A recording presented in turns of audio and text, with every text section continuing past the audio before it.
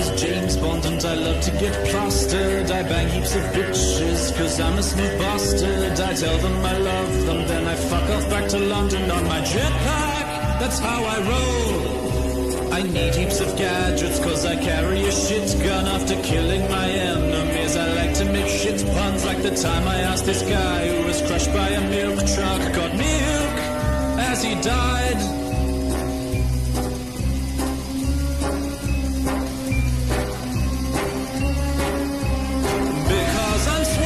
It's okay for me to act like a prick. I like to fuck up the towns that I visit, then let Russian sluts eat my dick. Because I'm suave, you can suck it. I'll ski on your lunch if I want. Take a stroll on the heads of some reptiles, then act heaps nonchalant. I've slept with Dr. Quinn, I've been to outer space. If you try to fuck with me, I'll mess up your stupid face with judo, with motherfucking judo. I seem to get younger as I get older. I'm always being handed lots of important folders. This martini is shit house, it should be a lot colder. Hey bartender, you're a cunt. Before I go, I'll let you know the number of hoes I fucked like a pro. 839. Well, there you go. That was our intro to James Bond. So funny. I just like the bit where it's like judo, motherfucking judo. Probably just got demonetized straight away there. Yeah, I think you did on the last one. So, hello to everyone out there. I'm joined by Rachel Harris, as always, on the rabbit hole. I'm Graham Hughes. Good to have everyone on board. If I can find Rachel's name there. Your name's supposed to come. Oh, there it says. It's where it says Rachel. My name is Bond. James Bond. Harris. Yeah. Rachel Harris. And I'm Hughes, Graham Hughes. Doesn't have the same ring to it. So Paula says, things are lining up nicely against the Tate brothers. CPS has announced 10 charges against Andrew and 11 against Tristram. Nice. Very common name, that Tristram, isn't it? We like that. We do like that. And just before we start talking about James Bond, if a new absolute banger by Kate Nash was dropped today, and it is fucking hell. It is.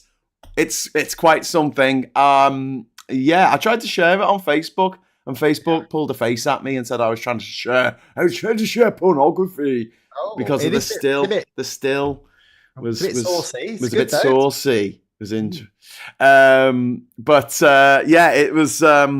It's about turfs. It's called Germ. It's called Germ. It sounds like a hate letter to J.K. Rowling directly. Yeah, it's good. I like, and everybody's sharing it. It's on, I've been sent it about 6 times. I'm not on Blue Sky or Facebook or anything, but I get people have been sending me the links to it. I started writing a link, and I wrote, "This is the best Process song since." I just sat there going, "Since when?" It was like, I don't know. I kissed a boy. I didn't, but I don't know, or Kiss the Girl rather. It feels something like that. I don't know. It's a different song. I love the video. I mean, but I Kissed a Girl wasn't really a protest song. This is out and out. No. Yeah. It's very good. Anyway, it's called Germ. Look out for it. No, watch this first, and then you can watch it. If you'd like to join our friends in the chat, like Diz and Scott and Trip and Elle, and Tim, Captain, and others, if you'd like to join them, all you need to do is press the subscribe button. So we've got 25 Bond films, 25 plus 2. 26. What? Well, I counted 26. And you've got, and there are some spin-offs as well, aren't there? Well, there's Never Say Never Again, which is an unofficial Bond film. And there's the 1967 Casino Royale with Woody Allen. For some reason. So David Niven. 4, 5, 6, 7, 8, 9, 10, 11, 12, 13, 14, 15, 16, 17, 18, 19, 20, 21, 22, 23, 24, 25, 26. Is Never Say Never Again in there? It is in there. Ah, well, there you go. That's not an official Bond film. So 25. The Eon films, there's 25. Eon films. Oh, yeah. They're the ones that start with the gun barrel opening, which for the first 3 movies was not actually James Bond. It was just some bloke. It was just some bloke wearing a trilby. Some bloke. And then Sean Connery took over for the 4th film, Thunderball, and he kind of wobbles. He kind of, when he shoots, he goes like this. And the gun barrel sequence at the beginning of the movie. Yeah. Yeah. Oh yeah. Yeah. And then there was in the what's his name? Daniel Craig, Craigie boy. The first couple of ones he did, they didn't have it at the beginning, they had it at the end instead or something. Oh, let's change it around. Change it up a bit, Oh no, hang on. Did they have it? No, the first one he did, it was integrated into the story. Like he shot someone. Yeah, because he was in the bathroom and the guy he was like beaten up and he pointed his gun at Bond and then you saw the bullet, the gun point of view, the rifling, and Bond shot him. The maddest one was the 4th Pierce Brosnan film, Die Another Day, which, if we're going to make a list of shit Bond films, I think that's got to be number 1. Well, the CGI in Die Another Day. In fact, it's not even camp and funny. It's just shit. It's just so shit. Like, it's the one with the invisible car. It's the one with the paraglide and shit. And so what happens is he shoots, and normally it goes, the blood comes down the screen, right? Yeah. Well, in this one, he shoots, and the bullet goes through the rifling of the gun.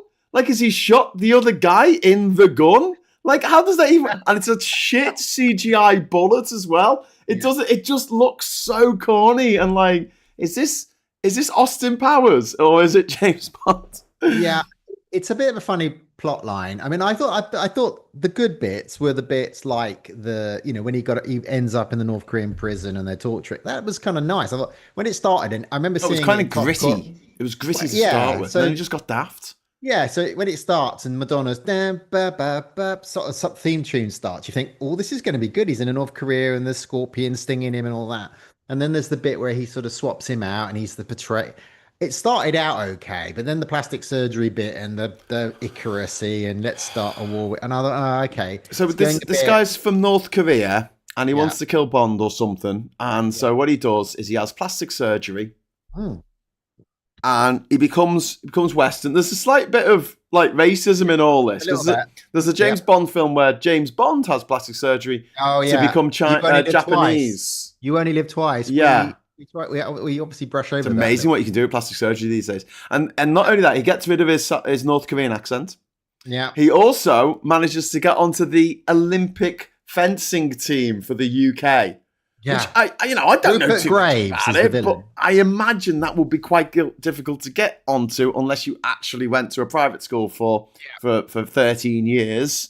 Yeah. And then he gets away with smashing up a gentleman. And he gets knighted. By the time Bond meets him again, he's been knighted by the Queen. Like, what the hell? Like, it's Rupert Graves. He's a billionaire. It's so shit. Nothing in it makes sense. Why is the car invisible? It's going across ice. Just paint it white. Yeah, and we lost Q. First film without Q, right? First film without Q. It had R in it with John Cleese. Like John Cleese. He was in the movie before, but he was just the assistant. You're not really leaving, are you?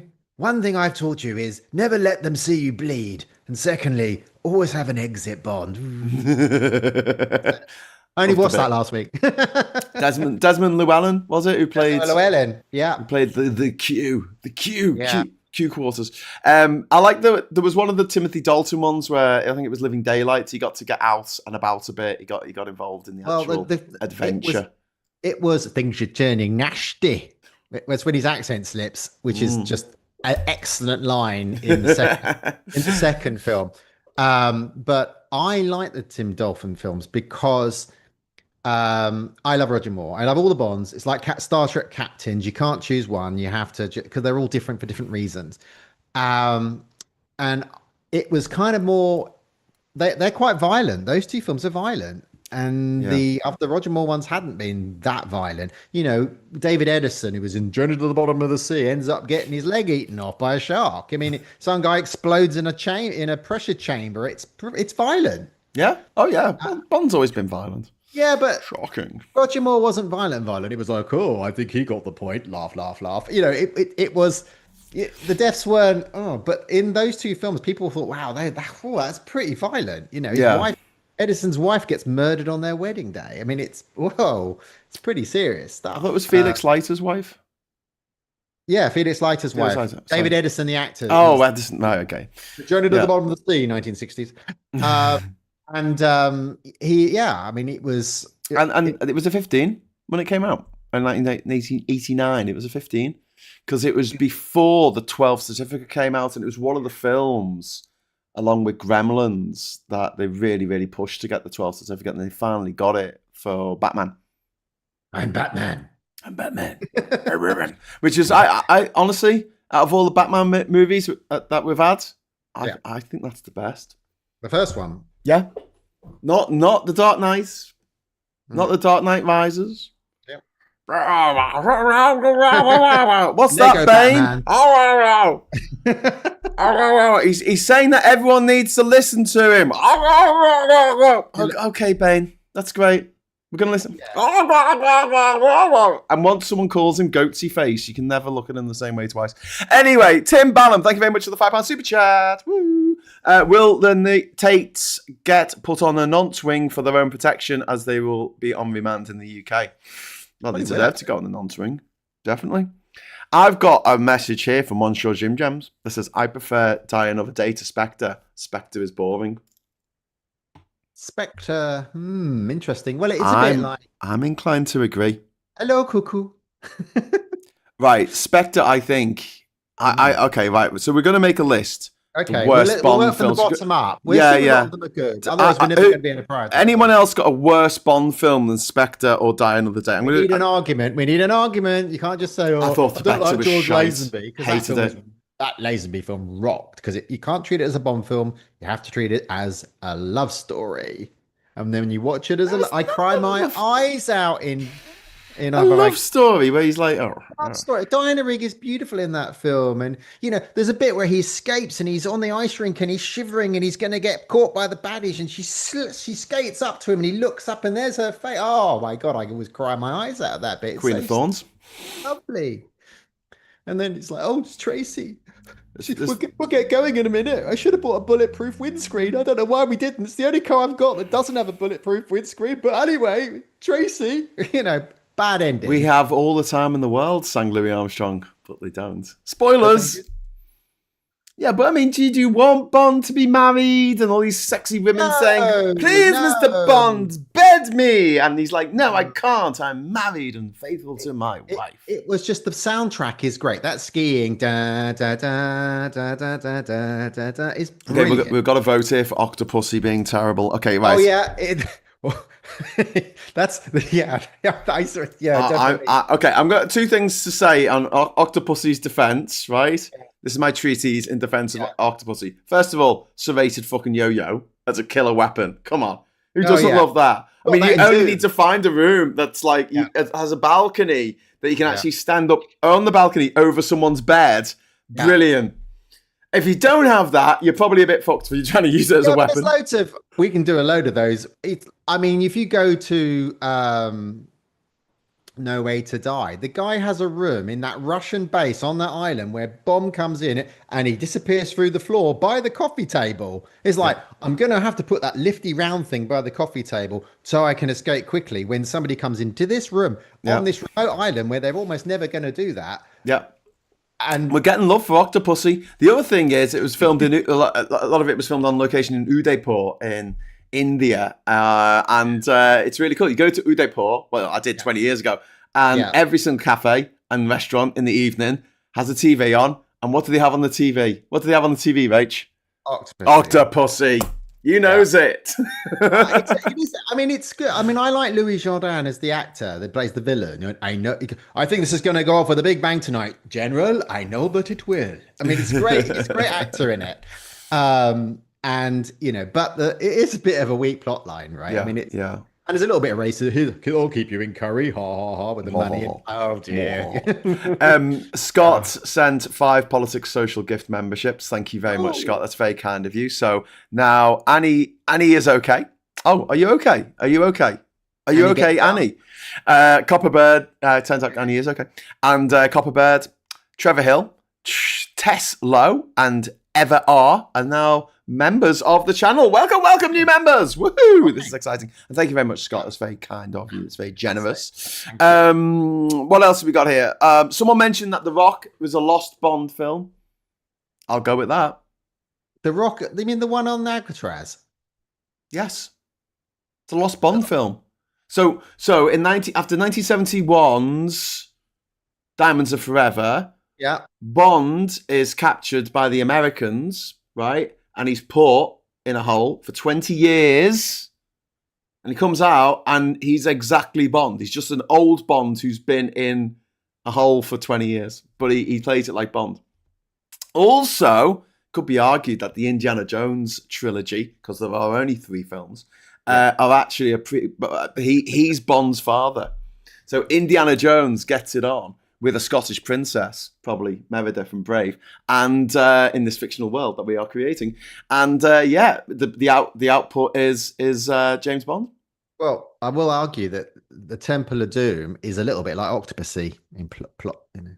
Well, I mean, it's based on Bond, isn't it? He has a different girl each episode, and it's 3 action set pieces glued together with a bit of plot. There's a MacGuffin that they've got to get. They've got to get the MacGuffin before the baddies get the MacGuffin. And who played Indiana Jones' dad? James Bond. You see, You didn't bring it, Josh. I should have emailed it to the Nazis myself. But the dates would line up, wouldn't they? Because Indiana Jones was globe-trotting, and he might have gone to Scotland. He pretended to be a Scottish lord when he went to the castle in Last Crusade to look at the tapestries. And maybe he went back to his ancestral homeland because his dad was Scottish, and he got it on with, I don't know, Highlander's wife. I don't know, someone in Scotland. I love your head. Amy Pond. I love you too, Connor. Oh my God! No, that's it. Amy Pond went back to the 1920s, didn't she? Because she looked at the Weeping Angel or something, and it transported her back in time to the 1920s, and then she got the letter to the doctor saying, "Oh, we led a good life." So Amy Pond, back in time, 1920s, and that gives us the link. Oh, I'm on fire here. The link to Doctor Who, because James Bond is also a Time Lord, and that's why he regenerates with a different face, but it's still the same character. Well, that's one of the things we should discuss, actually, is the handover of the films, right? Because, they seamlessly go from Connery, the Lazenby back to Connery. Well, they mention at the beginning of the only Lazenby film on Her Majesty's Secret Service says this never happened to the other guy after he gets dumped. It also never happened to the other guy, but also he opens the drawer and it plays all the theme tunes from all the other films when he's resigned. I resigned to M, and he goes back into his drawer and it plays all the theme tunes from all the Connery films. So it says I'm still the Bond and I'm that Bond. Yeah, and then you move on to Timothy Dalton, and then you're on to Pierce, still the same Bond. Well, Roger Moore, we know, because she goes, "Oh, your name is 00 in Spy Love," and she goes, "Oh, you're 007, licensed to kill, married, but not." And he goes, "Okay, that's enough." And she goes, "Oh, sensitive." So that's the same Bond because wife has been murdered. And then you go into Pierce Brosnan. Now, he doesn't really reference any of the other missions from Pierce. In Of Your Eyes Only, he's there at Tracy Bond's grave. Terrible film. But he's there at Tracy Bond's grave at the beginning, and then they dump a man in a wheelchair, this disabled person that they just pick up out of the helicopter and drop him down a chimney. But at the time, they were having copyright problems, and they couldn't use the name Blofeld, which brings us back to Spectre and why I hate Spectre. Oh, hello, little cuckoo. He says, "Aha, my name is Ernst Stavros Blofeld." And at that moment, James Bond will be quite within his rights to do a mid-yaw and sing "That Means Nothing to Me." Oh, Vienna. Like, what does it mean to nothing? It means something to the audience. Yeah. But my name. Bond. But in Spectre, isn't Blofeld the guy that runs Spectre? Isn't he the guy that his dad is his stepdad or something? Yeah. So they're brothers. They're stepbrothers. In the new Bond, the stepbrothers, just like in Goldmember, Austin Powers Goldmember. Can that be an unofficial Bond film? No. Oh yeah. Oh, it's a keeper. But yeah, I mean, there was continuation of it being kind of the same character until, yeah, you're right. It went up to, went through Timothy Dalton. He resigned. And then there's a great line from M where she says to Pierce Brosnan, "You're a relic of the Cold War." Cold War. Which means that's the only link to the Roger Moore. But then they reset everything in 2005 for Casino Royale and said, this is Bond's first mission. M was still M. You need 2 kills, Bond. That's right. Yeah. Oh, sorry. It's not Stavros. That's loads of money in it. No, Stavros. Yeah. And also Stavros. Stavro Blofeld. And also Stavros was Kojak's sergeant in the 1970s. In the 1970s detective series. And Kojak was Blofeld. He was Blofeld. Yeah, you see. So who was his sergeant? Who was his sergeant? Guy called, his character was called Stavros. Okay. Book him and all this sort of stuff. But he was in 1970s, before your time. Terry Savalas, Donald Pleasance. Yep. Who else played him? Played Blofeld. Changed the actor with every episode. They went, he's had plastic surgery. Well, Charles Gray. Imagine going in to like get plastic surgery and saying, I want to look like Terry Savalas. Yeah. Charles Gray. He was good. Yeah. James Pond. Oh, very good. I remember that on the Amiga. He had an extendable body, like his body could extend. Oh no, that was RoboCod. That was James Pond 2 RoboCod. So we got at the bottom, we got Octopussy, For Your Eyes Only, which is Pants. And what was the other one? Die Another Day. Die Another Day. Okay. But I'm going to defend Octopussy because India, serrated. And also, it's called Octopussy and they got away with it. It's a good Bond film because you've been there. Yes. Oh, well, okay. So that's all right. That makes it fine. That'd be my ultimate job, right? Location scout for Bond films. What a job. What a job that would be.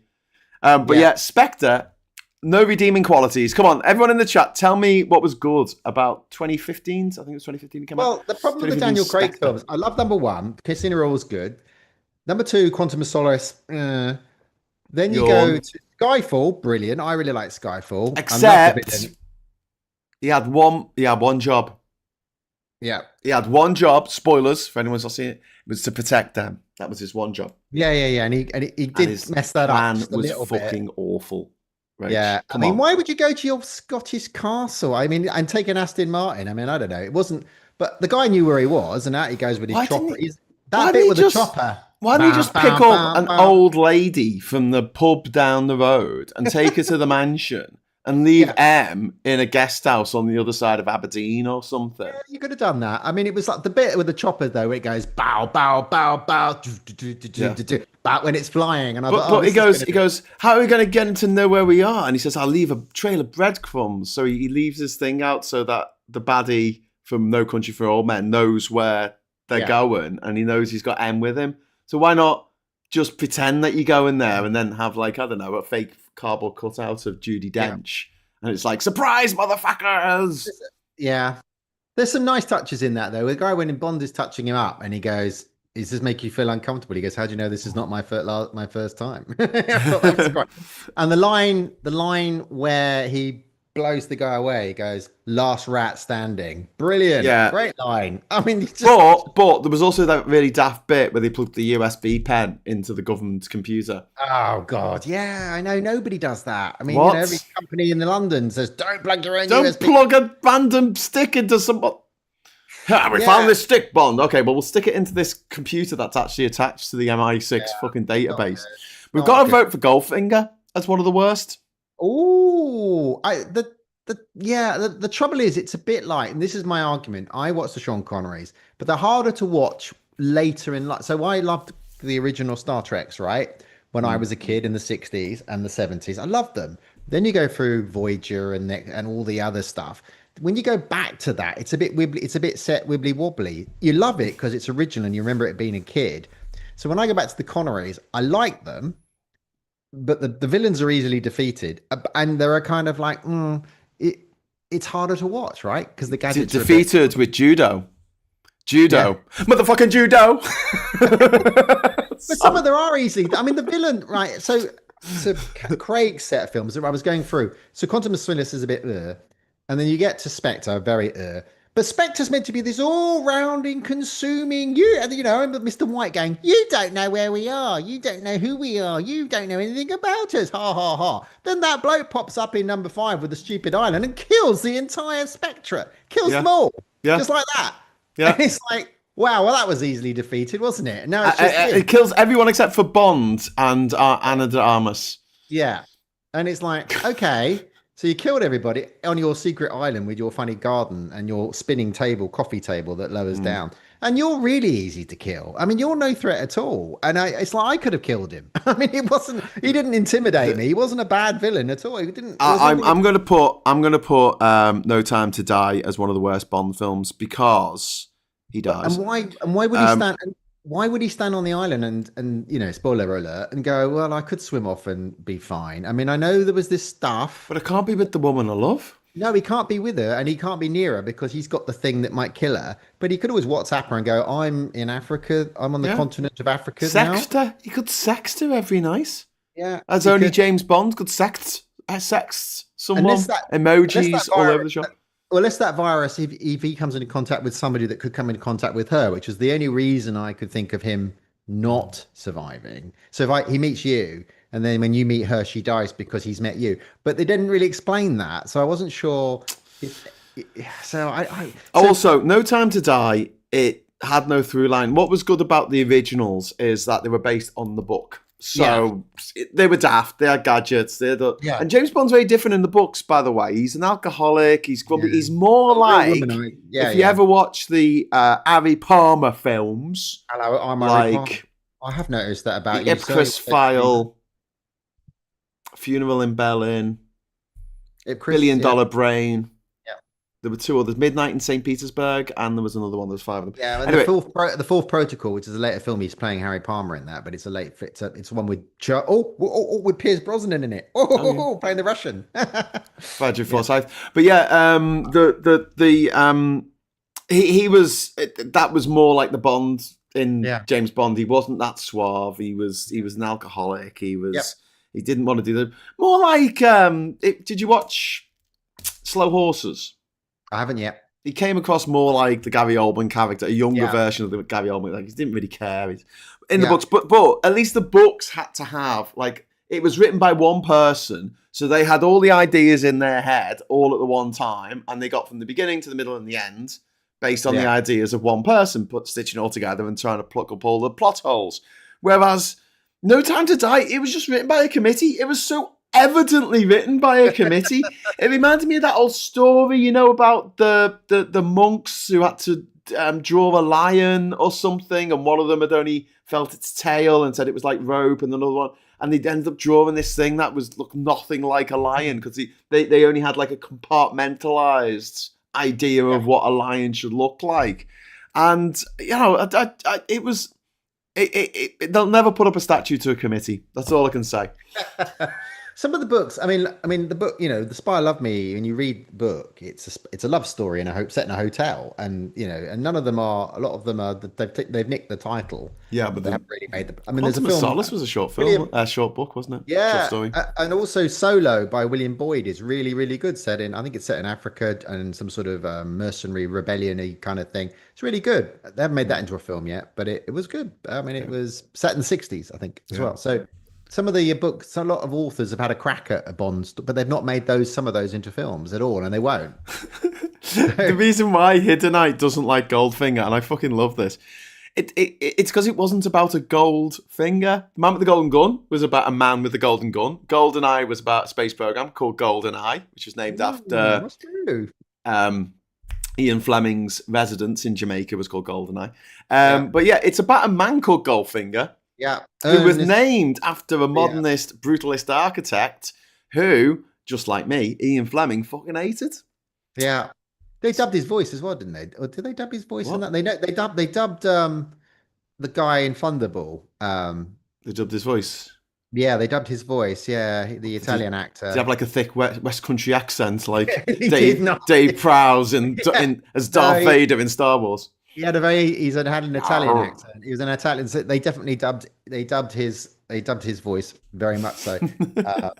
But some of them, that was a lot of dubbing in the Bond films. Yeah. I mean, some of the early ones, they do all look a bit ropey. Yeah. I mean, there's some old shows that, and you're gonna hate me saying this now.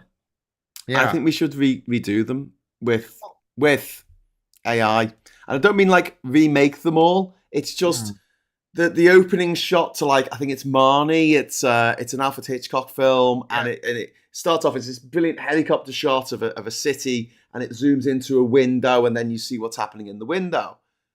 Awesome. The only problem is it looks like this, because obviously it was before Steadicam was invented. It's all over the shop like a pork chop, and I'd like to take that sequence, run it through AI, and get it nice and smooth. Yeah. That's what I want to do. The dubbing, one of the famous dubbing, I think it was, I mean, apart from the Italian guy, the villain in Largo, I think his name is in Thunderball. Yeah. Is in On Her Majesty's Secret Service, Tracy's dad, who's I give you $1 million on the day you're marrying my daughter, blah blah blah. That voice is really dubbed, and that voice, when I used to go clubbing in Ibiza back in the 80s and 90s, there was one club that would go, "Oh, welcome to Ibiza, the island of Baba," and it was his voice in the middle of this dance track. Yeah.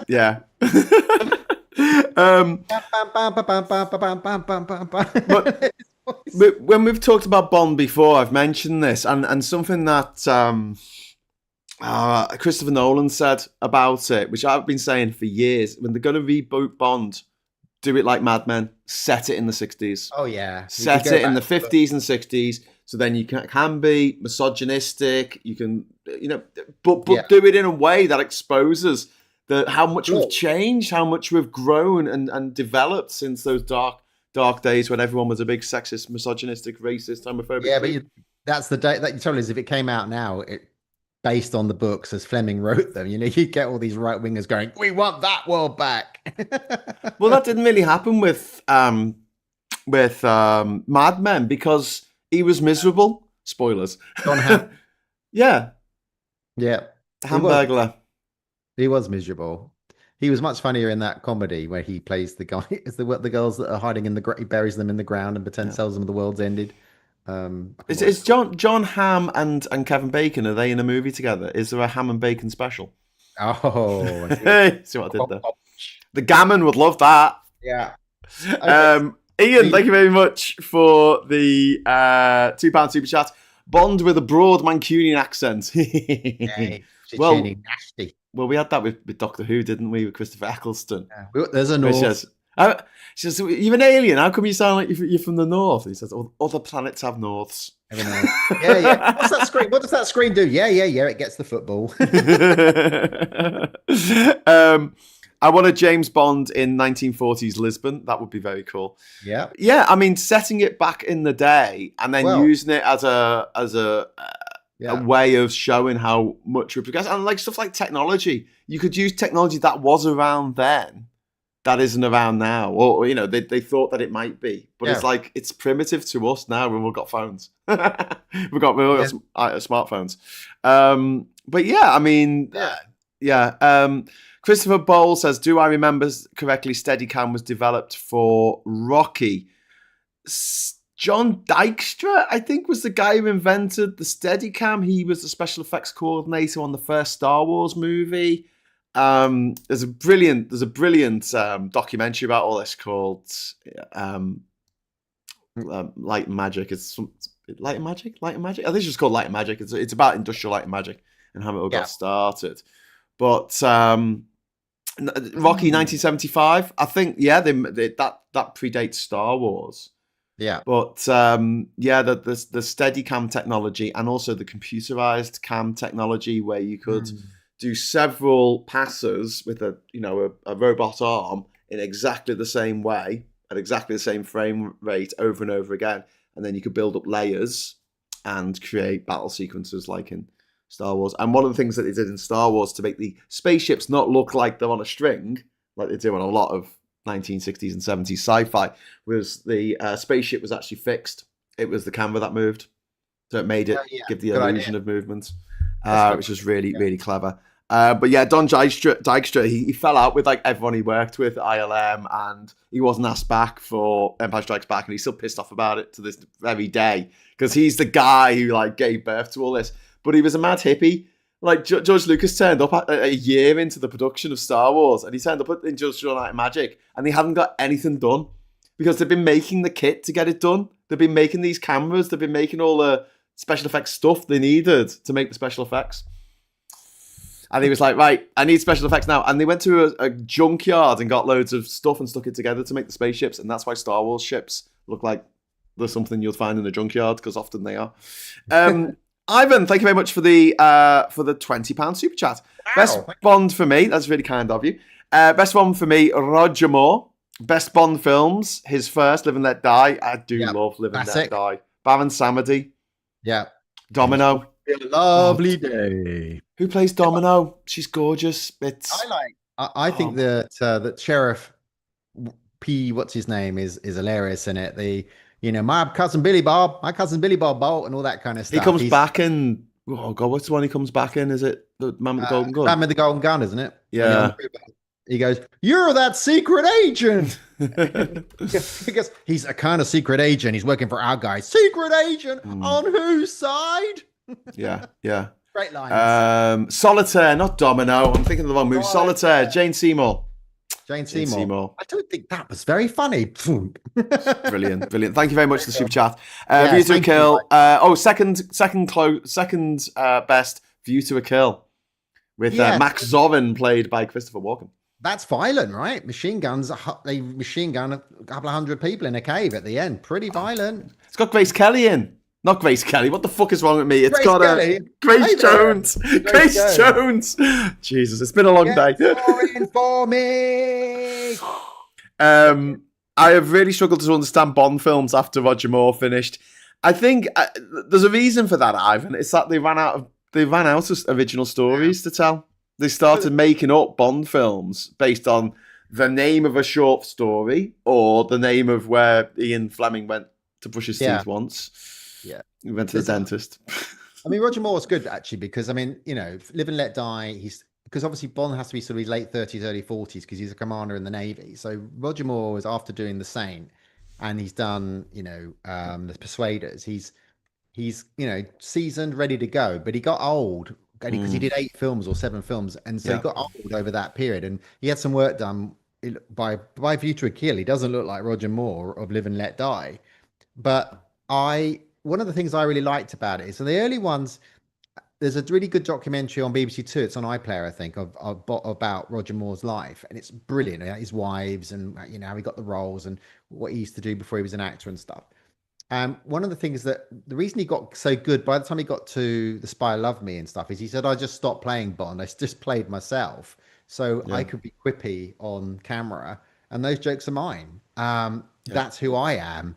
Because, he got the point. Oh, he's, all those feathers and he couldn't fly. Blah, blah, blah. That's me. And that's why it's more natural. And you can see he really beds into the role. And he's like that. You watch The Wild Geese, which we spoke about a few weeks ago. He smokes his big cigars off set. He smokes them on camera. He is who he plays himself in most of these. And that's why I think he really settled and bedded into the role really well. I don't like For Your Eyes Only, but not because of him, but because the plot line was weak. But I know someone who that's their favourite Bond film. Really? Attila, thank you very much for the £5 super chat. Can't wait for Black Bond just to watch the Gammon explode. Yeah, I'd love that. The way they ended, what's the show with Idris Elba on Luther? The way they ended Luther was very much a nod in the wing. Oh, look, some people from the government are here to see you, Luther. And he's like, oh, some people from the government. That's interesting. Yeah. Roll credits. Which was a nice little nod in that direction. I think he'd make a fantastic Bond. He was really good. I don't think he's too old. I think he'll make a bit old now, but he doesn't matter. What does it matter? He would have nailed it. Do you know who makes the best Bonds? Old ladies. Because no one notices them. Like the best spies, I shouldn't say, not Bonds, but the best spies are little old ladies, like going out with the little, the little thing that they have with they take the shopping in. You should be just over 50 and you'll be invisible. Over 50s woman in United Kingdom. I'm trans, and everyone goes, "Do you have a bad time when you're on the streets?" No, because I'm over 50 and nobody notices me. That's how you spy. That's how you be a super secret agent. Yeah. But the thing with Bond is he never was. He never was. Thank you very much, Attila, for that super chat, by the way. It's really kind of you. But yeah, Bond was always just turned up and tell everyone his name. Yeah, it is. Yeah, it is. It's just like, that's not how you spy. Can we have a rainbow Bond? That would really piss him off. A gay black Bond. Gay Bond, yeah. Yeah, that'd be fantastic. The actor in The Night Manager, that English actor that plays God, what you mean, the guy who plays Loki? Yeah, Tom Hiddleston. I think he's a favourite for Bond, wasn't he, at one point? He's not black. No, I know he's not. But if it wasn't a black Bond, I think Tom would be Feckle Puny saying Stephen Graham for the next Bond, Gold Scouser. Well, it could be argued that we did have a Scouser Bond with Daniel Craig because he's Chester, isn't he? Cheshire. Well, everybody thought posh Scouse. After Roger Moore stepped down, everybody thought Ian Ogilvy was going to be the Bond because Ian Ogilvy playing the Saint as well. Oh, there was some great little factoid in the chat there. I can't see where it went to. I should have highlighted it. But someone mentioned that Bob Holness of Blockbusters fame, can I have a pee please, Bob, actually was the first person to play James Bond on a radio drama in South Africa in the 1950s. Yeah. Wow. Top knowledge. Well done, whoever that was. Yeah. Tim, thank you very much for the £2 super chat. The term you're looking for is the grey woman. The grey woman. But I think that would be a fucking fantastic film. I mean, just to get away from Bond for a moment. Yeah. A film about a little old lady who just spies on everyone and no one suspects her. And all the way through the movie, you could have someone who's like the flashy, showy, whatever. And the movie makes you not regard the fact that the tea lady who comes into all these powerful meetings in all these different places, it's always the same woman. And because the camera doesn't really focus on her or anything, and she's the one who's been feeding all the information, not your top mega super spy who comes in and goes, "Oh, tell me everything. I'm James Bond. Tell me your plan. Mr. Bond, I've been expecting you. This is why I loaded this gun special." Bang. They sort of did that with the last Sherlock Holmes franchise, though, didn't they? Because he was a bit dipsy, and it was the other guy was Watson was the guy. Watson. Yeah, I know. What's Sherlock? No, not Sherlock. No. Surely not Sherlock, because the film franchise did a couple of films, and it was Watson was really the brains of the outfit. And okay. Sherlock was Watson played by a woman? No. Oh, okay, that was something else then. There was an American version of Sherlock, I think, called Elementary. Yeah. And anyway, Alice Durham, thank you very much for the super chats. Sorry, not super chats, the Politics Social Gift memberships. Thank you.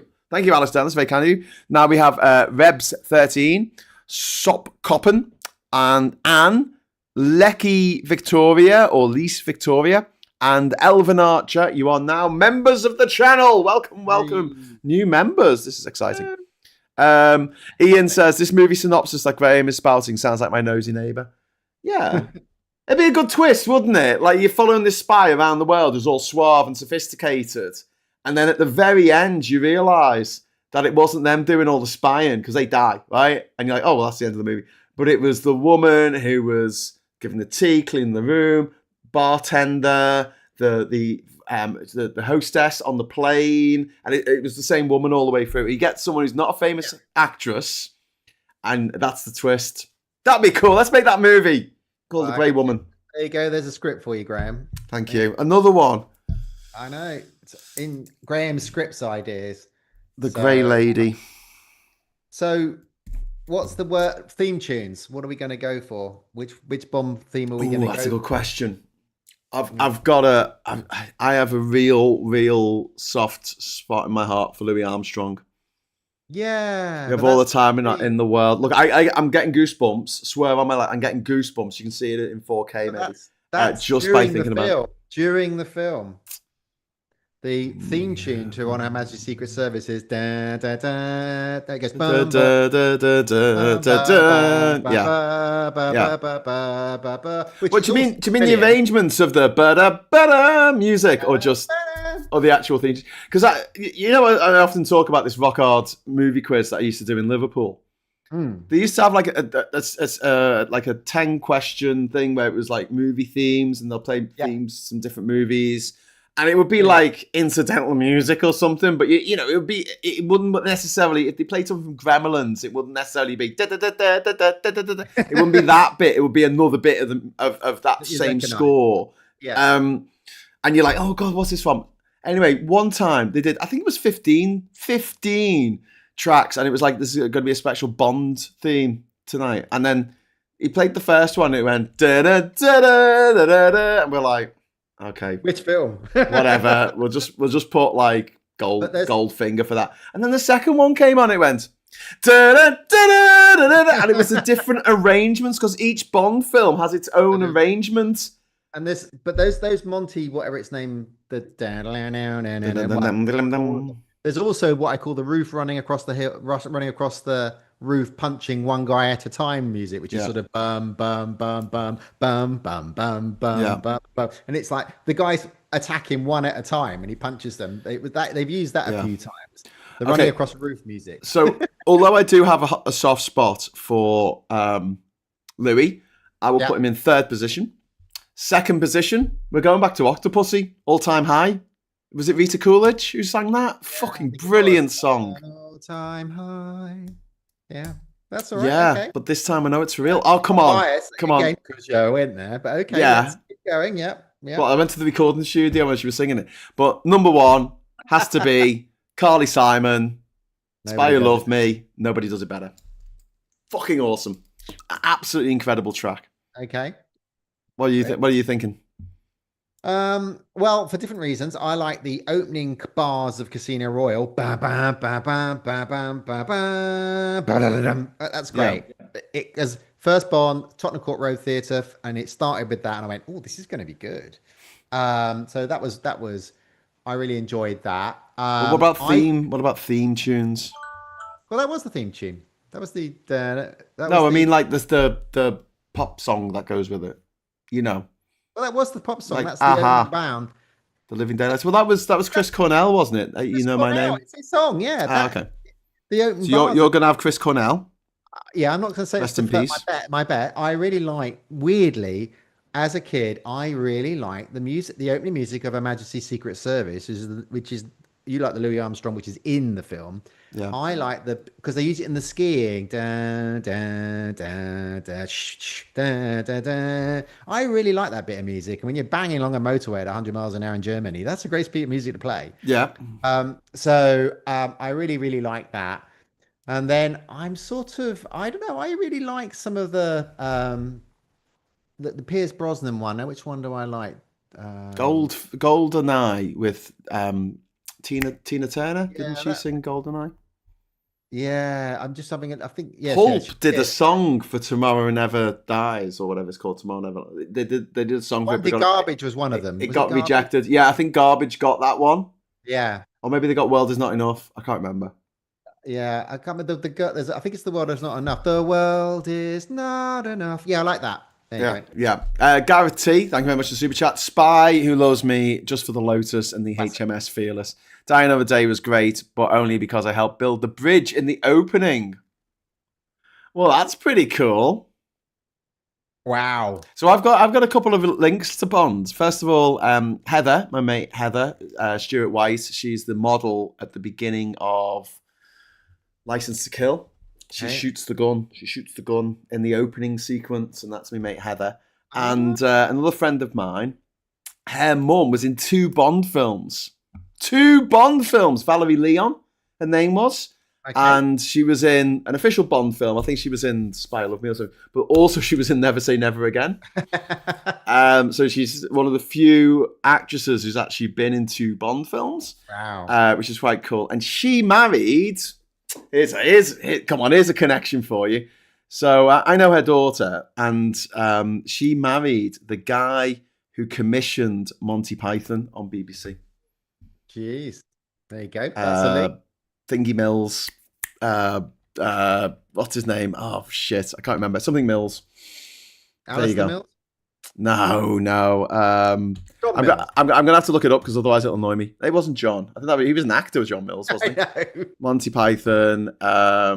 But yeah, he was head of light entertainment at the BBC. Michael Mills. So he was a British producer, married Valerie Leon. Sadly, he died in 1980. He died quite young. He died in 1988. Yeah. His daughter used to go to my university, so I know. Okay. There you go. Small connections on world. Valerie Leon was in Wild Geese. I think Valerie Leon was also in that. I love Wild Geese. Confessions of a window cleaner and some other shit as well. Was Valerie Leon in Wild Geese? Did you just say? Yeah. She was. Was she the croupier or in the one that Roger? She was in Carry On Up the Khyber. Spy You Love Me. Yep, she was in Wild Geese as the girl dealer. She was a girl dealer in that. Yeah, and she was Lady in Bahamas in Never Say Never Again. I'll talk to the police. I remember that. She gets beaten up. Sean Finn was Roger Moore's character in the Wild Geese. There you go. She was in The Ups and Downs of a Handyman as the redhead. Oh my goodness! These are all coming back. No, she was in No Sex Please. We're British. Oh, fantastic! What a film! Oh my God! The Rise and Rise of Michael Rimmer. God, they made some mad films. Carry On Again, Doctor. She was in The Italian Job as the hotel receptionist in the Royal Lancaster. She was full of all those boss films of the 1970s that you don't really want to watch with the kids because you probably cringe yourself to death. But true story. I love The Italian Job. Just the best line is the when they're all sitting around the table with Benny Hill. Leave him alone. There's Camp Freddy and all the terrible inappropriate names all the characters are called. And he goes, "All right, report." And he goes, "Fulham, bit tricky." That's just the line at the end. Yeah, it is. So we got Hidden Night Thing. Tomorrow Never Dies was a banger. Then Tomorrow Never Dies was my favourite Bond film. Tomorrow Never Dies, it had Jonathan Pryce, didn't it, playing the baddie, and he was like a Rupert Murdoch figure who was trying to engineer a war against China, I think, to sell newspapers. And the you were like, keyboarding is when he's doing this on the keyboard. It's all a bit. Yeah, I know, but I think it was a bit before its time. Well, it's happening now, isn't it? Yeah. If he'd been a streamer, if he had owned like TikTok or Rumble or YouTube, hi Google Daddy. Yeah, the self-vote was a bit wank. Oliver Brown says. I mean, it was good. I mean, it was quite emotional, and the Navy ship gets hit in the Chinese waters and sinks, and I mean, all that stuff is quite. I don't know. Jonathan Pryce he's quite a good villain. It was just I don't know. Yeah. Anne Phillips looked it up. Shirley Bassey sang 3. Wales's finest. Goldfinger, Diamond of Forever, and Moonraker. And it goes on to say, if she was on comms, she could sing Diamonds Are Forever for us all. But unfortunately, we can't get you on comms. We'll try and. What do you think about the one-liners at the end? Mostly the Roger Moore films have the one-liners. Yes. Well, we haven't got onto it yet, but favourite Bonds, I've got to say. Yeah, my favourite Bond. Go on. It's Roger Moore because that's the one. That was the Bond when I was a kid. Yeah, that was the Bond that I saw on telly on ITV every other Saturday. It's like Tom Baker being my doctor. Yeah, exactly. It was the one that you remember as a kid. I remember John Pertwee, but Baker was my one I remember the most. Yeah, for me, it's tricky, right? Because it's like, if you ask me which is my favourite star, I'd say, well, I like Captain Kirk because he's the original, but I like Picard because he's the one I watched a lot, and he's, and I like Janeway because she's a woman captain and she's mad, and I really liked Archer because he was setting the standard. He was the first captain, and I really so you different. And it's a bit like that Bonds for me. I loved Connery because it was the one when I was young. I obviously really loved Roger Moore because if I was male and I wanted to have my life and somebody said you can choose any, I would live Roger Moore's life. Everybody loved him. He traveled, he lived well, he partied well, he was generous, he gave a lot back, and everybody loved it. And I would be Roger Moore. He lived his life to the max. Yeah. So I like him because of that. And he's nice. There's some lovely stories about him. Yeah. Look, how he deals with fans and stuff, which is just adorable. Yeah. Dalton, liked him, but not my favorite. Piers, I really thought I was angry as fuck when he didn't get his 5th film. I thought you were going to say I was angry as fuck when he got cast because he's Irish and I hate the Irish. I thought that's what you were going to say. No, I'm Irish. I know. That's why I was so surprised that I thought that you might say that. Oh. Oh, you know him. Yeah, he walks with a limp. Oh, yes, I know. I gave it to him. It was a bit of a shame that he didn't get the fifth film, wasn't it? He didn't get his fifth film. A send off. A send off. I was like, because he had a 5 contract and he didn't get it, and I was like, I was really livid because I was like, what? But Die Another Day was shit. Yeah, it was. Yeah, it was. Not his fault. Not his fault. No, not at all. And it was, but and I was just getting my Brosnan impression sorted out at that point. Yeah. And so because I can do all the other Bonds, I just can't do Daniel Craig, right? But when I saw the first Daniel Craig film, I thought, oh no, this is good. Casino Royale, I really enjoyed. Well, so, I will say this: there's no Bond that I've hated. In the same way, there's been no Doctor Who that I've hated. I thought, I think they all did a good job and brought different things to the character.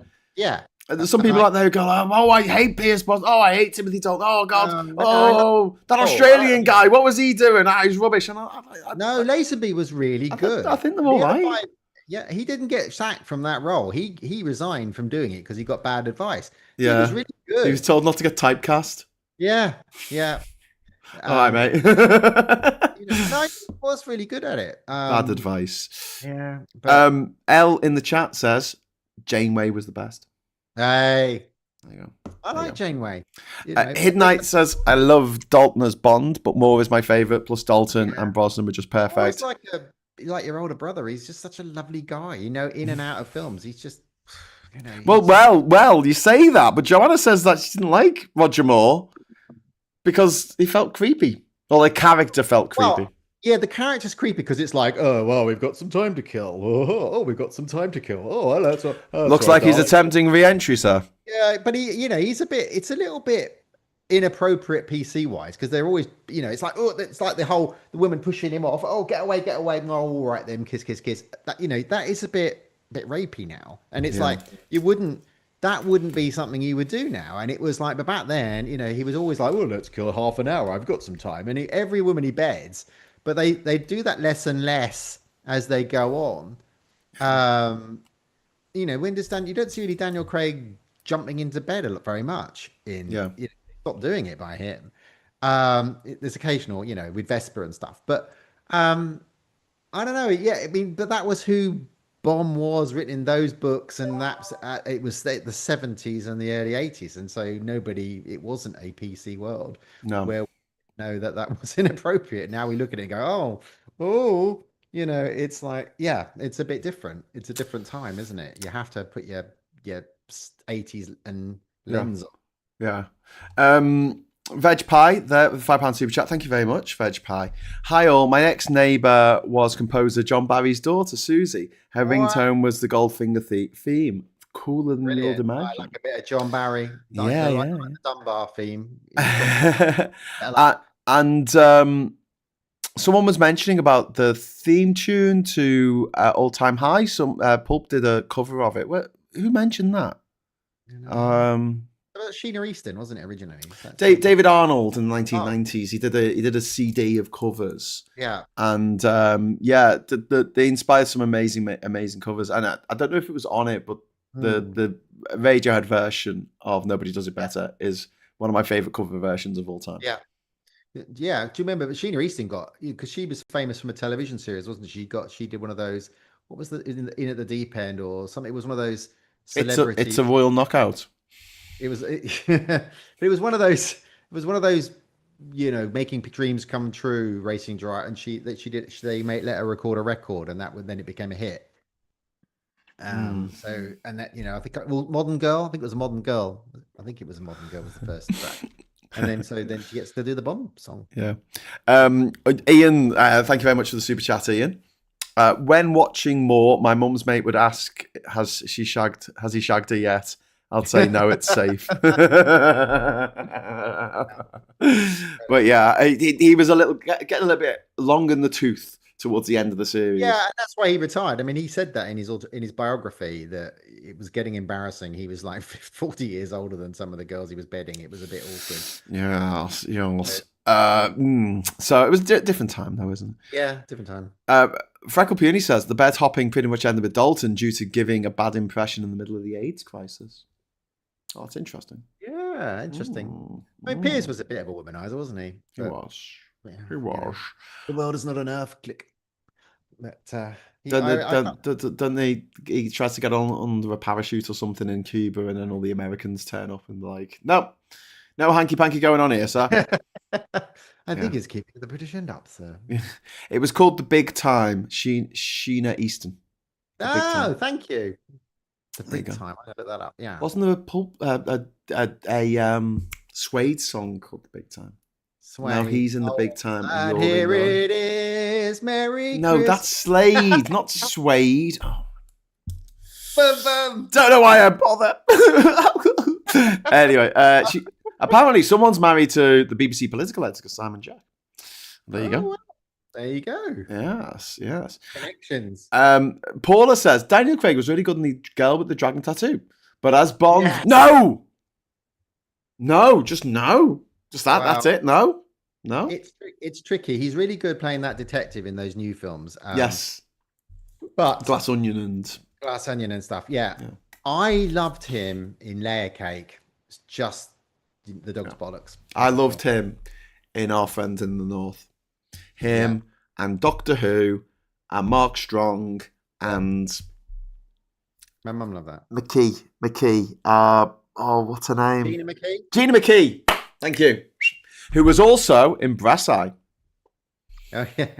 Which was one of the funniest TV shows ever. Probably the funniest TV show of all time. She was brilliant. All of them were brilliant. Please, not the Suede song. My parents played that every Xmas Eve for the I'm getting a theme here from Joanna. She's saying she hates all the Bonds. She hates all the Doctor Who actors. And she hates Suede. I'm not inviting Joanna around to my house anytime soon. She'd be like getting annoyed at all the posters on my wall. She'd be like, I hate that. I'd be like, I like this shit. But yeah, Daniel Craig was good in Munich, says Captain, the Steven Spielberg movie. Susie Barry is married to Simon Jack. So Susie Barry, who is the daughter of the theme tune composer of. And Diz agrees Layer Cake was great.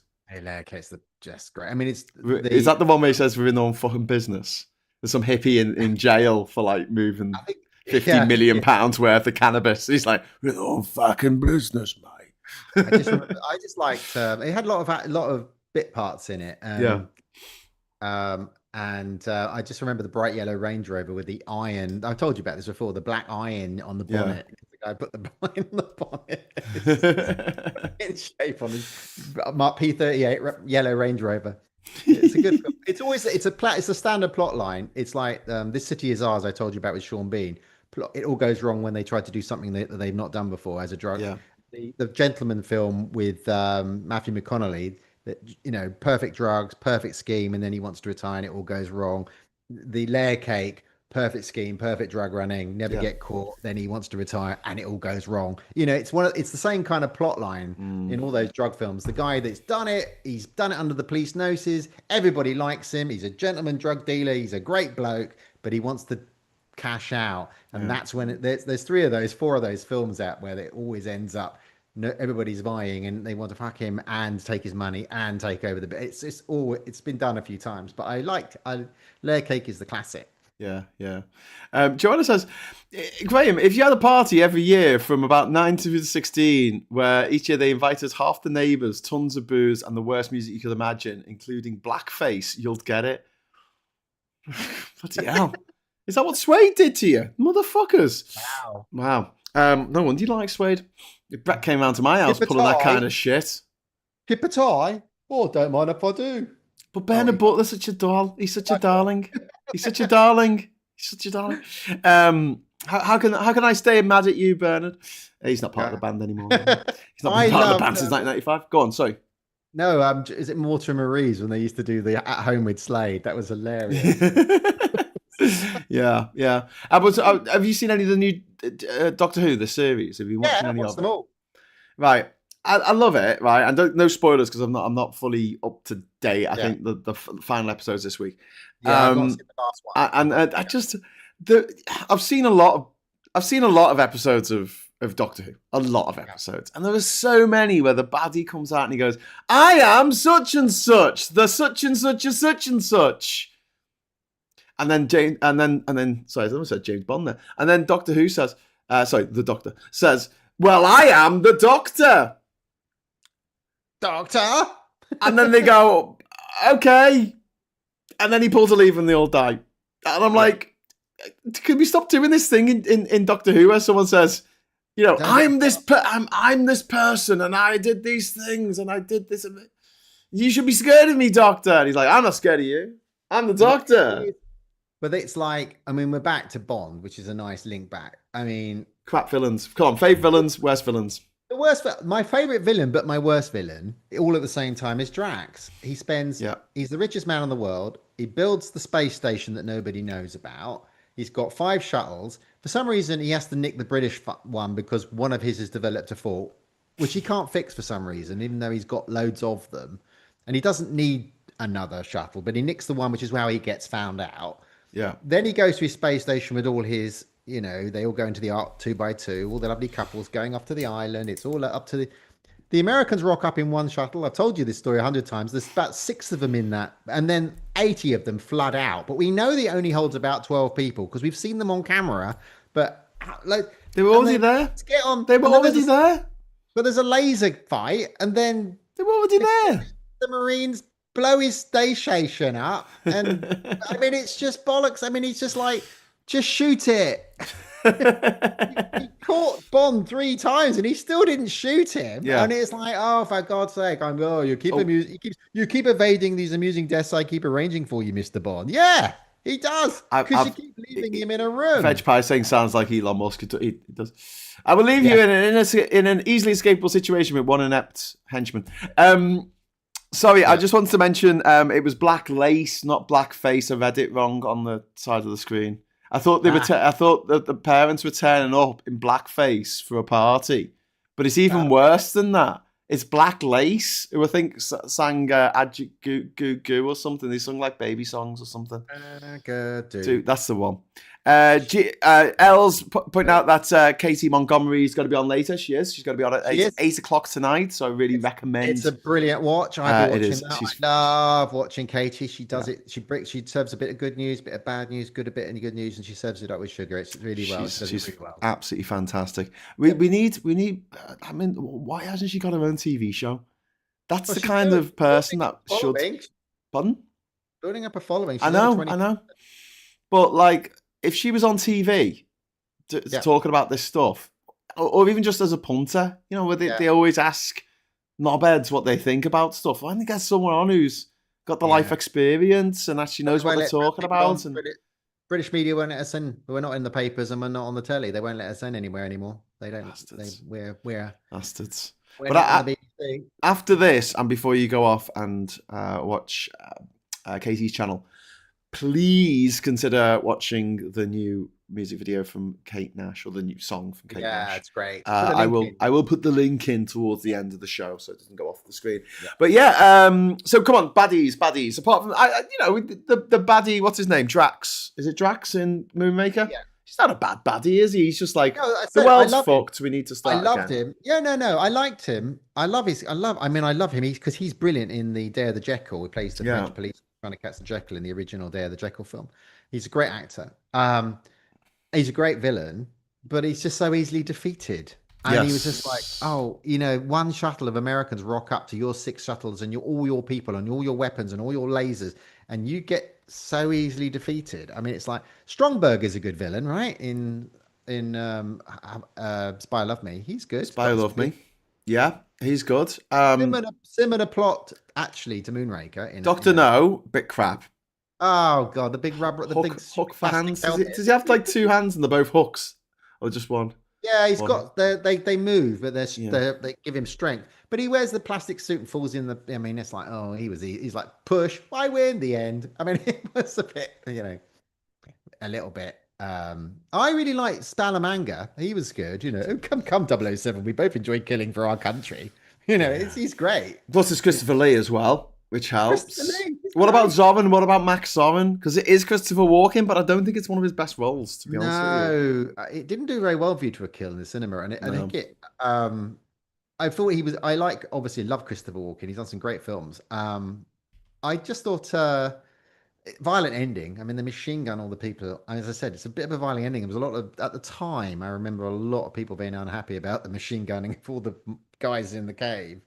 But I don't know. The airship felt like a bit of a bolt on. The bit on the bridge and the road. We got this airship. It's free. Would you like it in your film? It felt a bit bolt on. Yeah. But Yeah.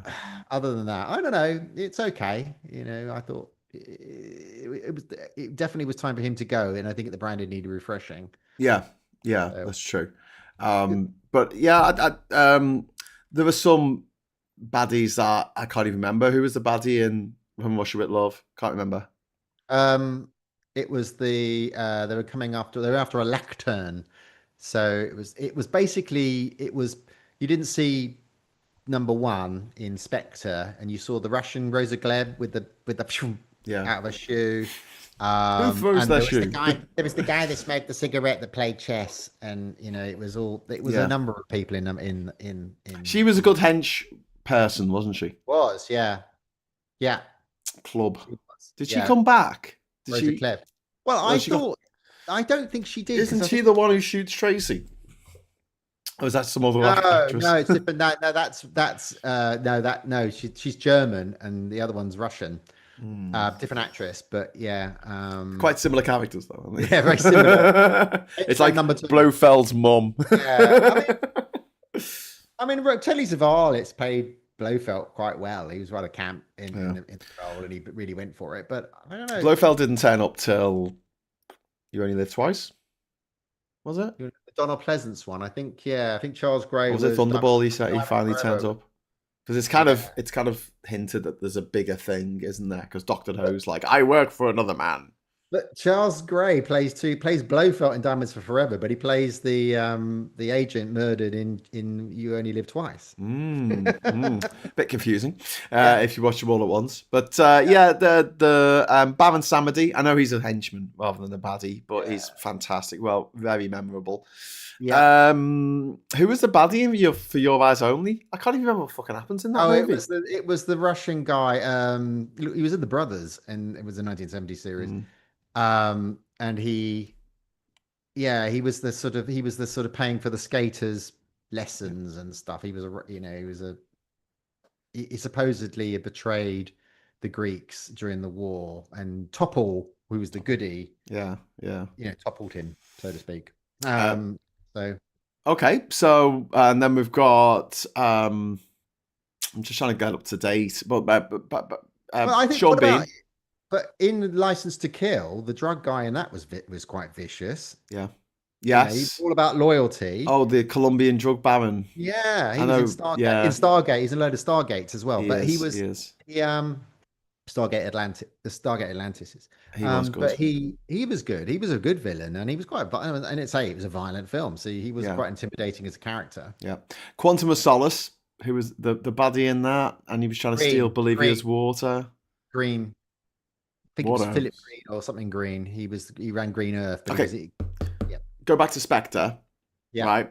Blofeld finally turns up, and he puts Bond in a impossible dilemma.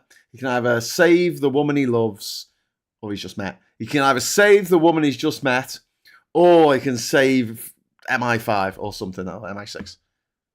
And he does both, and it really pisses me off because that's not, the same thing happens in Spider-Man, where he's got the bus and MJ, and he's like, you've got to make this diabolical choice. And one thing I really, really respect the makers of The Dark Knight for is when he had to make the diabolical choice between Katie, what's her name, from Tom Cruise's ex-wife, who had morphed into Maggie Gyllenhaal. So you had to choose between Katie Gyllenhaal or saving Harvey Dent, and he chose. Sorry, spoilers. He chooses to save because it's one or the other. That's the dilemma. You've got to do what's right for the greater good. But Bond manages to save them both, and I think it's just a massive, massive cop out. People like a happy ending. It's just bad writing. Yeah, I know, but you got to say, it is that people want that ending. They do. Well, I know they want it, but they can't have it because it's just not. It's just unrealistic. It's just unrealistic. As anyone who's just seen the last episode of The Last of Us from this season will testify, Oh, don't tell me. Have you watched it? Do you watch any of it? Not yet. It's one on my list because I'm not on. Here's my top advice: stop at season 1. Right. Don't even bother with season 2. Honestly, watch season 3. Don't watch 1 and 2. Yeah, it might rectify itself in the next season, but that last episode, from a writer's point of view, I mean, it was well acted. It looked great, but it was video game levels of storytelling. Daft as that, like Wolfenstein or something, or Saints Row, or just something really Grand Theft Auto. It went into Grand Theft Auto style plotting, and it just lost me because it was like, nah, not having that. No, not having that. Oh, the person that you want is just we disconnected. I don't know what happened there. Are we back? Yeah, we are. Whenever that happens, I get a little thing blocked up and it goes disconnected, and then it comes back out and it's connected. I always think of the bit in Airplane where Johnny disconnects the lights for the landing strip, and he goes, "Yeah, just kidding," and then he plugs it back in again. I imagine that there's someone in the little man in the corner of my room doing that. People hated part 2 of the game series, so it matches. Lol. Freckle Puny. Okay, James Bond versus Jason Bourne versus Dirty Harry versus Jack Ryan. Who wins? Who goes out first? Jack Ryan goes out first because he's an analyst with a bad back. I think Dirty Harry will take out James Bond. Do you want to know why? He just get his Magnum out and shoot him. No, because James Bond has these magic guns that just never run out of bullets. Whereas Dirty Harry counts his bullets. Yeah, he does count them. He pretends that he doesn't know.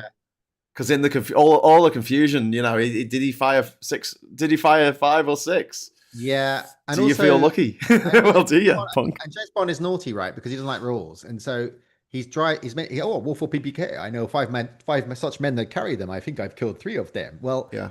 He doesn't like the Wolf of PPK. In the very first film, he has a Beretta which jammed and got him injured, which is why he's just come out of hospital recovering in the first Bond film. How are you, Bond? Are you feeling better now since the incident where your Beretta jammed? But I think he'd be carrying a Beretta because it's lighter and he likes them. So I think, Harry's going to bring out his Magnum. Bond's going to go, Beretta. Oh, it's jammed. Oh, it's Jason Bourne, Matt Damon. Matt Damon. I don't know. Bourne is of his time. He's a bit. I don't think Bourne would survive now because if you think about bum bum bum bum bum bum when he's walking around all the cameras and the video and all that stuff. The AI has got cleverer. The surveillance has got cleverer. He walks around and he ducks the cameras and he knows.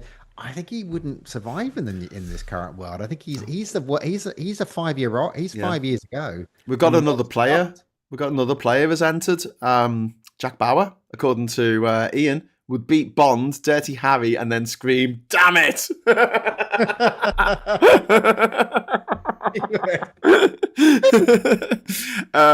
So we think Jack Ryan will go out. Jack Ryan will go out first. Bad back, and he's not a. I mean, he's not a standard action hero. Talking about Jack Ryan is in the 3 seasons because he's still got the bad back, or you're talking, are you talking old Jack Ryan? What, Harrison Ford? Or are you who talking also went up against Alec Sean Baldwin? Bean? Or Alec Baldwin, Jack Ryan. In the Hunt for Red October, where he had to get James Bond to join his crew. Careful what you shoot at. I'm going to be a mighty pilot. 9 liter bullets. So in this film, Sean, you're going to be a Russian submarine pilot. Yeah, Captain. Why we should compile our missile drill while they listen to their rock and roll. I don't know how this is going to go down in Moscow. James Bond insists on using Beretta, which jams at inopportune moments, it says.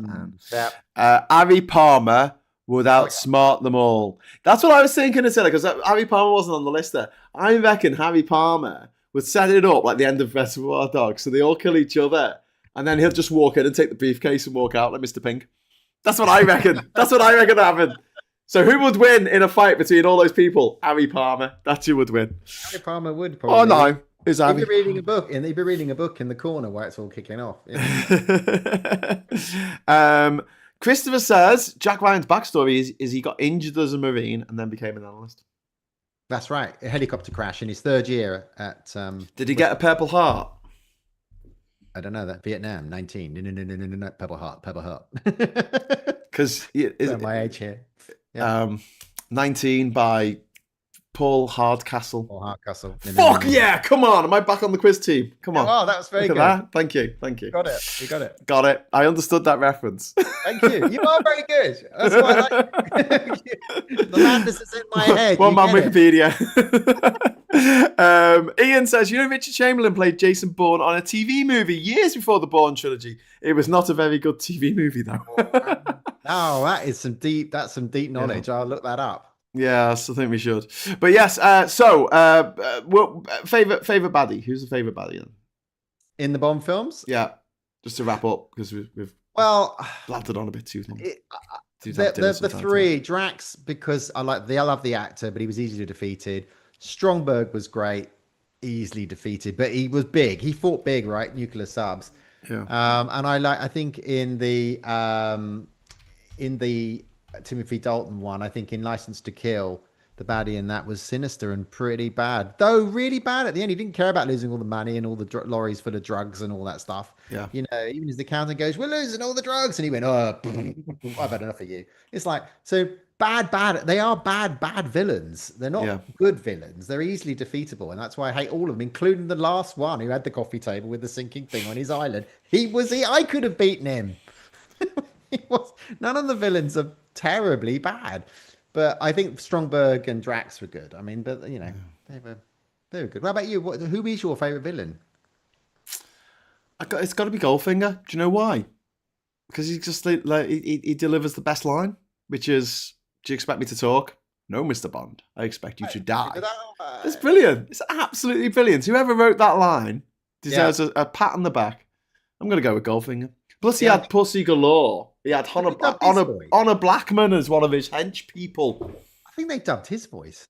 Did they? I think they did because they dubbed all the voices in Mad Max from the Australian accents to American accents. I love that. It's just the maddest. I think he's right because he's German and he's got a very thick German accent. And I think they dubbed him a bit. I might be wrong. I thought I might have done because when he was doing all the Magnificent Men in their flying machines and the Magnificent Men in the cars, he was in all those films playing a German with a pointy hat, sort of shocker.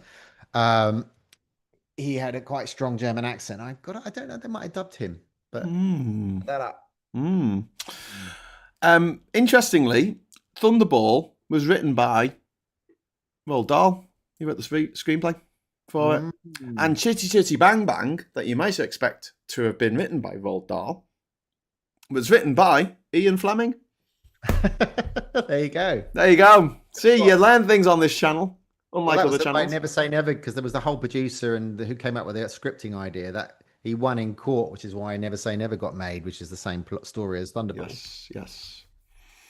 He did indeed. I was trying to remember his name now. I've forgotten it. He died, didn't he? And they got the villain in that is Max something or other, and he's playing that video game with world domination. I used to remember his name. That guy got, he was, because he was a co-writer of Thunderball, and he claimed that he made up Blofeld, and so that for many years they couldn't use the name Blofeld in a Bond movie. Yeah. Until like 2015, where they went, we're going to tie all these movies together under the one banner of it. Is it called Telephone, the game, which I keep talking about, which is the one where you write something on a piece of paper, and the next person looks at what you've written, and then they write something underneath it, and they fold the paper so it covers up what the first person wrote. They pass it on to the next person, and all they can see is what the second person wrote, and you make a sentence, and it just makes no sense because you're just going off one word or like a couple of words that the last person wrote. Yeah. That is that called Telephone? Is that game called Telephone? I think it is like the old telephone pads with the. Yeah. Well, anyway, the new Bond movies come across a little bit like that. I'm just saying, like they don't seem to have the overall glue holding them together. I mean, I thought Casino Royale was put together quite nice. Oh yeah, that was tight. That was good. But then Quantum of Solace just seemed to plod around, go nowhere. Yeah. I mean, at least when you watch Moonraker, right? The baddie has a plan. It's a mad plan, but you watch Goldfinger. He's got to irradiate all the gold in Fort Knox, and that'll make his gold be worth more. Okay, he's got a plan. That's it. But what's the plan in Quantum of Solace? What's the fucking plan? Well, the guy going with it. Well, Green was going to steal all the water. And make money. Okay, and then in Skyfall, what's the plan? What's the baddie's plan? He wants to kill them. Yeah, but he wants to kill him because of revenge, because she left him to be tortured and which is really petty. I mean, it is petty. But why? Why do all that to kill her? He's like, right, what we'll do is I'll allow myself to get caught halfway through the movie. So obviously I wanted to get caught, and then I'm just gonna hope that they're stupid enough to plug in this USB pen. Yeah. And then I'm going to escape into the underground, and then I'm going to get caught again. I'm going to go to court, and then I'll escape again, and then eventually I'll kill them. And it's all these guys work for Spectre, right? All the guys for all the films have worked for Spectre until the last guy, till what's his name turns up in the last one, kills all of Spectre. Freddie Mercury, who's got a daughter. Oh my God, did you hear about this? Freddie Mercury's got a daughter. Yeah, wow. Yeah, I did read something about that. Yeah, amazing. Yeah, it's just come out. And she has chosen to remain anonymous. So obviously not doing it to be sort of fabulous and famous or anything. But yeah. Yeah, I may come out at some other point because, I don't want my freedom. But yeah, it's a strange one. Yeah, anyway, so James Bond. Love him or loathe him, he'll be back. I'm sure. We love Bond. Just quick plot hole in Moonraker. He could have just built a bunker, put all his people in it, and hid under the ground and let everybody die and come back up. Instead of building a fucking great space station, which cost him billions, and had all the shuttles that got in caught, he could have just built this lovely little bunker. Could have bought a Cold War bunker. Could have just gone under the ground. Anything. He didn't need to build a space station. That's all I'm saying. The same way that Elon Musk didn't need to blow up 9 massive rockets, but the 9th one blew up like yesterday. So, well done, Naved. When one launches, people are going to go, are they not supposed to blow up then? Yeah. I thought they were, mate, because that was your thing. This one. Yeah. People are going to be shocked. Tim Davis says, get the Kingsman director, was that Matthew Vaughn, to do a Bond film. I don't know, because Kingsman 2 was crap. Kingsman 2 was bloody awful. The one with what's her name? Redhead lady. Jolene. No.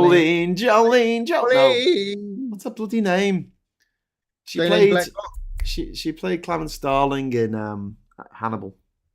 Oh God. Oh yeah. Annoying me forever now. She's also in The Kids Will Be Alright. Yeah, she's in loads of stuff. She's really good. I like her. Can't remember her name now. She played the baddie in Kingsman 2. The Golden Circle, which was just fucking awful. Of course, he had to build a space station because space station in it says, well, we know the real reason why they had to build a space station at that particular time is because Star Wars had just come out and everyone was trying to set things in space. Because they swapped them around. Oh, interesting fact, wasn't it? Because it was the end of Live and Let Die. They said he returns in For Your Eyes Only. Yes. And he didn't. He returns in Moonraker. Yeah, because they were like, quick, do the space one. Quick, do the space one. We need to do the space one. That's right. They swapped them.